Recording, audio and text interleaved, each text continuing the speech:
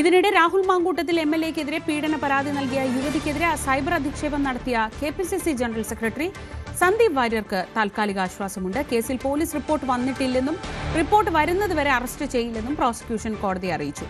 Cyber ഇടത്തിൽ പരാതിക്കാരിയെ അധിക്ഷേപിച്ചു എന്ന കേസിൽ പ്രതിയാണ് സന്ദീപ് വാര്യർ. സന്ദീപിന്റെ മുൻകൂർ ജാമ്യാപേക്ഷ ഈ മാസം 15-ന് കോടതി വീണ്ടും പരിഗണിക്കും. പാലക്കാട് വാണിയംകുളത്ത് സ്വകാര്യ ആശുപത്രിയിൽ ബോംബ് ഭീഷണി. ഇമെയിൽ വഴി LTTE-യുടെയും ISI-യുടെയും DMK-യുടെയും പേരിലാണ് ഭീഷണി. രാവിലെ 9:40-നാണ് സന്ദേശം എത്തിയത്. ഷൊർണൂരിൽ നിന്നും ഡോഗ് സ്ക്വാഡ് എത്തി പരിശോധന നടത്തുകയാണ്. വിഷ്ണു വിവരങ്ങളുമായി. വിഷ്ണു, ഗൗരവത്തോടെയാണോ ഈ ബോംബ് ഭീഷണിയെ പോലീസും അധികൃതരും ഒക്കെ കാണുന്നത്? എന്താണ് നിലവിലെ അവസ്ഥ? ശ്രീജ, ഇന്ന് രാവിലെ 9:40-നാണ് പാലക്കാട് വാണിയംകുളത്തെ സ്വകാര്യ ആശുപത്രിയിലേക്ക് ബോംബ് ഭീഷണി എത്തിയത്. ആശുപത്രിയുടെ ഇമെയിലിലേക്കാണ് ബോംബ് ഭീഷണി വന്നത്. 1:50-ന് ബോംബ് പൊട്ടുമെന്നും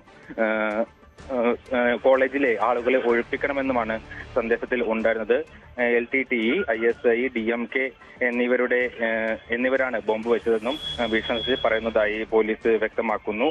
തുടർന്ന് ബോംബ് സ്ക്വാഡും ഡോഗ് സ്ക്വാഡും ഒറ്റപ്പാലം SHOയുടെ നേതൃത്വത്തിലുള്ള പോലീസ് സംഘവും സ്ഥലത്തെത്തിയിട്ട് കോളേജിലും ഹോസ്പിറ്റലിലും വ്യാപക പരിശോധന നടത്തി. 1:50 മുതൽ 2:30 വരെ വലിയൊരു സുരക്ഷ തന്നെ ഹോസ്പിറ്റലിലും കോളേജിലും ഒരുക്കിയിരുന്നു. തുടർന്ന് ഇതൊരു വ്യാജ സന്ദേശമാണെന്ന് പോലീസ് സ്ഥിരീകരിക്കുകയും സംഘം പിരിഞ്ഞു പോവുകയുമായിരുന്നു. തുടർന്ന് പാലക്കാട് ജില്ലയിൽ കഴിഞ്ഞ മാസങ്ങളായിട്ട് കോടതിയിലും മറ്റ് സ്ഥാപനങ്ങളൊക്കെ നിരവധി ഇങ്ങനത്തെ വ്യാജ സന്ദേശങ്ങൾ വന്നുകൊണ്ടിരിക്കുന്നുണ്ട്. അതുകൊണ്ട് തന്നെ ഈ ഇമെയിൽ സന്ദേശത്തിന്റെ ഉറവിടം കണ്ടെത്താനുള്ള ഊർജിത ശ്രമത്തിലാണ് പോലീസും സൈബർ സുരക്ഷാ വിങ്ങും. ശ്രീജ, വിഷ്ണുവാണ് വിവരങ്ങൾ നൽകിയത്. പട്ടാമ്പിയിൽ തദ്ദേശ തെരഞ്ഞെടുപ്പിന്റെ രണ്ടാം ഘട്ടം നാളെ നടക്കാനിരിക്കുകയാണ് ഇങ്ങനൊരു ഭീഷണി വന്നത്. അതുകൊണ്ട് തന്നെ സ്വാഭാവികമായ ഒരു ഗൗരവത്തോടെയുള്ള പരിശോധനാ കാര്യത്തിൽ നടത്തി. പക്ഷേ വ്യാജ ഭീഷണി എന്ന നിഗമനത്തിലാണ് ഇപ്പോൾ ഉദ്യോഗസ്ഥരുള്ളത്. ഇനി തദ്ദേശ തെരഞ്ഞെടുപ്പ് വാർത്ത.